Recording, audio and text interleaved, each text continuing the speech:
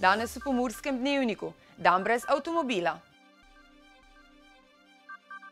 Kako izbrisati kazenske točke? Prebežniki zapuščajo Slovenijo. Dimnikarske licence. Vreme, jutri oblačno s padavinami.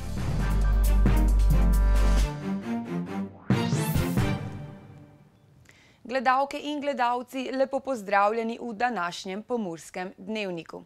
Letošnji Evropski teden mobilnosti se je zaključil z današnjim dnevom brez avtomobila.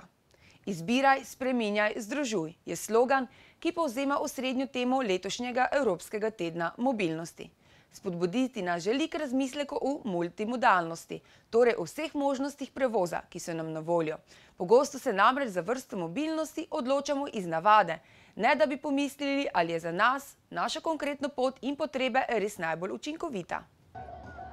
V okviru tedna mobilnosti je bila v Murski Soboti za ves motorni promet zaprta Slovenska ulica že minulo sredo, četrtek in petek, ter prav tako danes, ko je potekal osrednji dogodek tedna, dan brez avtomobila. Ta dan brez avtomobila se je sedaj tudi nekako že razširil v teden mobilnosti. Tu nekako sledimo smernicam evropskih mest, kjer skušamo vsak dan zapolniti z neko vsebino različnim starostnim skupinam. Danes je dan brez avtomobila, ter slogan letošnjega tedna mobilnosti je izbiraj, spreminjaj, združuj. Tukaj gre predvsem, da pustimo navado potovanja, ki je predvsem skoncentrirana na avto, da predvsem damo prednost kolesom, mestnim avtobusom, železniškemu prometu. Potem prevoz nekako izbiramo bolj premišljeno, če že gremo z avtom, povabimo sopotnike, kar je predvsem bolj družabno, ter tudi manj osnežujemo in okolje, ter je bolj trajnostno. Boljše izrabimo svoj čas in denar, ter pogosteje izkoristimo kolo, kajti 1/3 Slovencev nikoli ne uporabi kolesa, da bi se peljala z enega mesta na drugo mesto. Potem okolju damo nekako dihati, da se okolje samo prečisti, da tudi prebivalci lažje dihajo, se bolj zdravo gibljajo, ter v mestu skušamo pripeljati življenje, predvsem za ta najmlajše ter za starostnike, da bi se lažje gibali ter tudi lažje izrabljali svoj prosti čas. Šestošolci iz vseh osnovnih šol v mestni občini so se s kolesi zbrali na Slovenski ulici. Najprej so se odpravili na kolesarsko vožnjo proti gradu v Rakičanu, nato pa so se pomerili še v spretnostni in polži vožnji s kolesi. Predvsem se tu gre za spretnost vožnje med dolžinami, slalom, v bistvu pa, da se otroci navadijo na obvladovanje kolesa, to je pomembno. In kako uspešni so pri tem? Pravzaprav so tu še začetniki, imajo kar nekaj težav, če pa bi vadili, tako kot mogoče tudi starejši, potem lahko takšen poligon odpeljejo tudi brez napak. Danes se pa še napake pojavljajo. Sicer pa naj bi tudi v prihodnje Slovenska ulica postala prostor, kjer bi ranljivejši udeleženci v prometu, kot so kolesarji in pešci, dobivali prednost pred motornimi vozili. Ta prireditev je danes skoncentrirana predvsem na Slovensko ulico, kjer skušamo v prihodnje leto, naslednjih 5 let, nekako oživiti to mestno jedro ter privabiti prebivalce mesta Murska Sobota, da bi lahko z neko vsebino zapolnili ta prostor ter omogočili boljše, kvalitetnejši način življenja. Kazenskih točk zaradi prometnih prekrškov je lahko kaj hitro preveč. Zato se marsikdo izmed nas sprašuje, kako in če je sploh mogoče izbrisati kazenske točke. Da dobimo odgovore na ta vprašanja, smo v studiu povabili Mirana Vrbaniča, pravnega svetovalca zavoda PIP. Lepo pozdravljeni. Pozdravljeni. Torej, povejte nam na začetku, ali je izbris kazenskih točk sploh mogoč? Izbris je mogoč, saj je bila z zakonom o voznikih uvedena možnost izbrisa 4 kazenskih točk enkrat v 3 letih. In sicer, če se imetnik veljavnega vozniškega dovoljenja udeleži programa dodatnega usposabljanja varne vožnje, zdravstvene pregleda s svetovanjem ali enega izmed rehabilitacijskih programov. Kakšna pa je potem razlika med temi možnostmi? Lahko sami izbiramo, česa se bomo udeležili oziroma...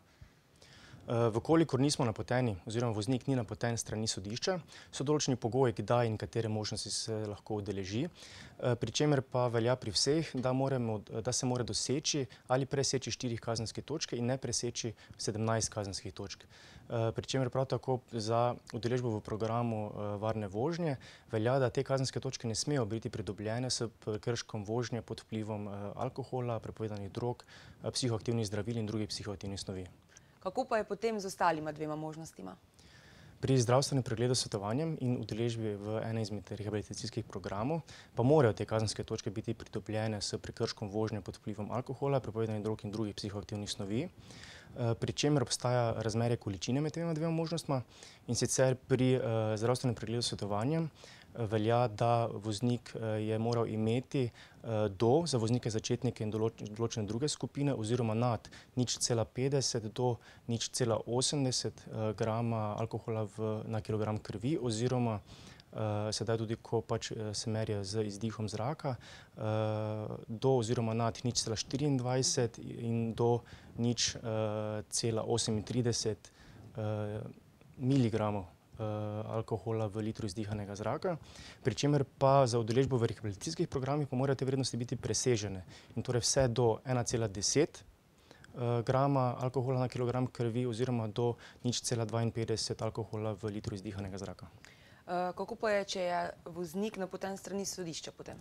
Napotitev je možna pri programu varne vožnje in pri udeležbi v rehabilitacijskih programih, pri čemer pa gre tukaj za primere, ko je izrečeno prenehanje veljavnosti vozniškega dovoljenja. Namen vseh teh programov pa je potem izbris kazenskih točk. Namen programov je dejansko, da se odpravijo vzroki za ponavljanje kršitev, s tem, da se spremeni razmišljanje voznika, njegovo stališče in poglede na prometno varnost. Kvečemu lahko rečemo, da gre za te izbris 4 kazenskih točk za neko nagrado ali posledico udeležbe v teh programih. Najlepša hvala vam za te informacije. Hvala za povabilo. Tudi danes so prebežniki čez Pomurje nadaljevali svojo pot proti Avstriji. Prvi korak temu je registracija v sprejemnem centru v Dolgi vasi. Od tam jih nato z avtobusi vozijo večinoma na Gornje Radgonsko sejmišče. Običajno se v popoldenskem času po kosilu tam nastanjeni migranti nato peš odpravijo k našim severnim sosedom. Včeraj se je naša ekipa pogovarjala z Iračanoma, ki sta za azil zaprosila v Sloveniji. V neposredno bližino mejnega prehoda Dolga vas prebežnike večinoma vozijo z območja policijske uprave Novo mesto. V šotorih opravijo registracijo, nato pa jih z avtobusi odpeljejo v namestitvene centre. Dva Iračana sta se včeraj odločila, da poti ne bosta nadaljevala in da bosta v Sloveniji zaprosila za mednarodno zaščito. I would live here in Slovenia because I look the only people if we stay in the board Slovenia. They very good from me, everything, food, water. Za veliko večino pa naša država ni končna destinacija. Zato se že zadnjih nekaj dni prebežniki nameščeni v Gornji Radgoni v popoldanskem času odločijo za odhod proti Avstriji. Peš se odpravijo do slab kilometer oddaljenega mejnega prehoda z Avstrijo. Eni z nahrbtniki, drugi z otroki, tretji s cvetjem v rokah. Pred mejo z Avstrijo se nabira vrsta beguncev, otroci si čas krajšajo z žogami, večina jih čaka mirno, nekaj pa se jih zaplete v spor zaradi preskakovanja vrste. V skupinah po 5 nato prečkajo mejo, kjer jih Avstrijci popišejo in namestijo v vojaške šotore, kjer se znova lahko okrepčajo. Meine Aufgabe ist hier, den Flüchtlingsstrom zu koordinieren, und zwar von Seite des Roten Kreuzes. Wir unterstützen dabei die Behörden aus Österreich, sprich die Polizei, und helfen in den Bereichen, die die Polizei nicht abdeckt. Sprich, wir versorgen Leute mit Wasser, wir geben ihnen eventuell etwas zu essen und sorgen hier in der Wartezone, damit alles korrekt abläuft. Z novim predlogom zakona o dimnikarskih storitvah bo to še naprej regulirana dejavnost. Namesto koncesij bodo potrebne licence. Uporabnik pa bo lahko izbiral dimnikarja, so včeraj sporočili iz Ministrstva za okolje in prostor, ki je predlog pripravilo. Koncesij za dimnikarsko dejavnost ne bo več, bodo pa morali tisti, ki bodo želeli opravljati to dejavnost, pridobiti licenco. Ta bo veljala za celotno območje Slovenije, medtem ko so koncesije zdaj veljale za določeno območje. Vsak uporabnik kurilne naprave bo moral izbrati dimnikarja in z njim podpisati izjavo. To bo treba predložiti v evidenco, ki jo vodi ministrstvo. Dimnikarja bo lahko zamenjal in sicer med 15. majem in 15. septembrom tekočega leta. To pa bo lahko storil enkrat na leto. Ceno opravljene storitve so omejili navzgor, še vedno je lahko tudi nižja. Dimnikarji združeni pod okriljem Obrtno-podjetniške in gospodarske zbornice so sporočili, da je predlog zakona pravno sporen in ne bi smel nadaljevati poti sprejemanja. Tudi v številnih civilnih iniciativah, ki se borijo proti dimnikarsko-koncesionarskem lobiju, s predlogom zakona niso zadovoljni. Ugotavljajo, da ta stanje še poslabšuje in prikrito omogoča nadaljevanje monopola. Podjetje Stil Metal je bilo ustanovljeno lansko jesen, tako da v teh dneh praznujejo svoj prvi rojstni dan. Podjetje je bilo ustanovljeno z namenom, da se podjetja, ki je izvorno iz Bosne, promovira tudi v Sloveniji in ostalih državah. Minuli petek so ob tej priložnosti pripravili, lahko bi rekli kar hišni sejem, na katerem so predstavili svoje produkte. Eno leto se je pokazalo, da dejansko da smo na pravi poti, zato ker smo dosegli ta nivo, da imamo zalogo vseh naših produktov v Sloveniji in tudi cel ta servisni del pokrivamo in s tem omogočimo bistveno bolj ažurno komunikacijo z našimi kupci. Za kakšne produkte pravzaprav gre, kaj lahko vsak zainteresirani dobi? Poglejte, mi tržimo kot produkt kotle na pelete, kotle na drve klasiko. Zdaj, glede na to, da peletne peči so danes en tak trend nasplošno v Evropi, glede na to, da so energenti, plin, olje, malo višja cena, smo mi tu noter najdli to tržno dejansko nišo. Predvsem vidimo, da je, cenovno smo ugodni, po standardu smo, lahko rečem, zelo na visokem nivoju, zato ker imamo kar nekaj produktov na listi Ekosklada Slovenije. Tako da s tem izkazujemo tudi, da imamo produkte, kateri so kvalitetni.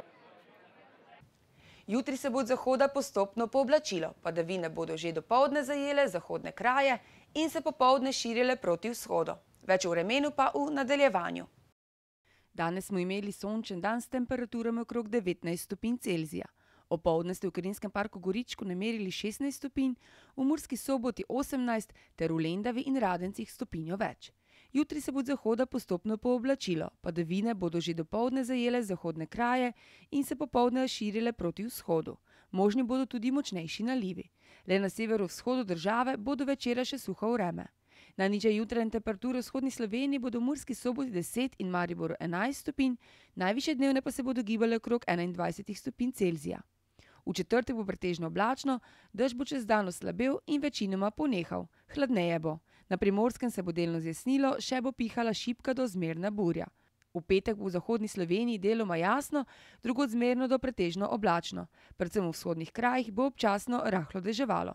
Temperature v naših krajih se bodo v prihodnjih dneh tako dopoldan gibale med 10 in 14 stopinjami, popoldanske pa med 17 in 21. Toliko smo vam pripravili v današnjem Pomurskem dnevniku. Za več informacij obiščite našo spletno stran www.tvideja.si. Z nami bodite tudi jutri. Nasvidenje.